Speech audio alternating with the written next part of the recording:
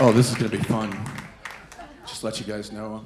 I'm a little bit touch-starved right now. I got out of a toxic relationship about 5 years ago. I haven't had the ability to trust, and now if you give me a hug, I might fall in love with you. It's going to be bad, okay? Like when you're my size and you become a hugger real bad. And then you become a sniffer after about 2 years. Which means you don't have female friends when you're my size. And your guy friends are counting Mississippis. Like, Joe's up to 6 Mississippis. If he makes it to 10, he's just gonna take it from one of us. And we're not big enough to stop him. It was a bad relationship. I should have recognized, there's like so many red flags. I was like, oh, the circus is in town. No, I was the clown, that was the show. Like, you ever date somebody so toxic? Like she didn't have up in her house live, laugh, love. She had gatekeep, gaslight, girl boss.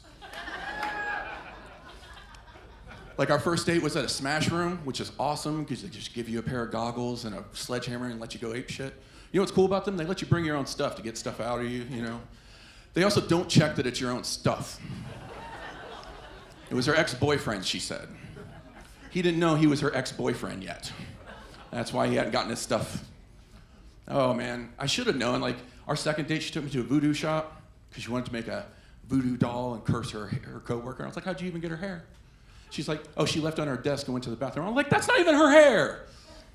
Cursing some woman in a third world country. Like, we walked in and I immediately got the heebie-jeebies, and I'm a giant heeb, so my jeebies are also very large. I'm like, we gotta go. She goes, well, they have like candles. I was like, with like the saints on them? She's like, yeah. And I'm like, those aren't saints, those are rappers. That one's Post Malone. That one's Kanye. That's a Yeezus candle, not a Jesus candle, okay?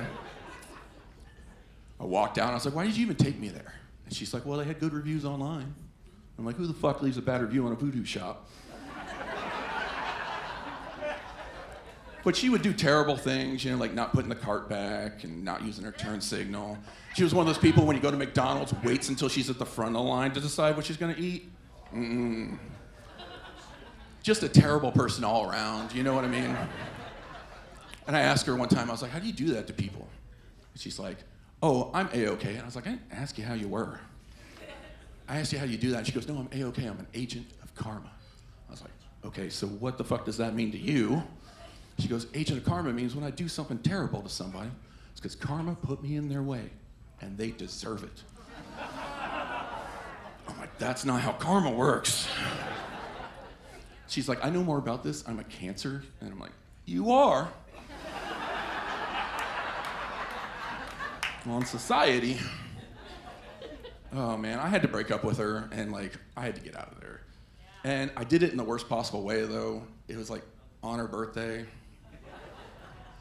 in front of her family. Oh man.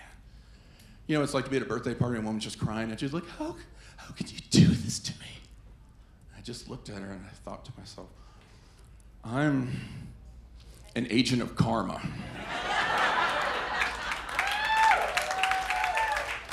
My name's Joe Muyrray Jr. Thank you guys so much for being a great audience.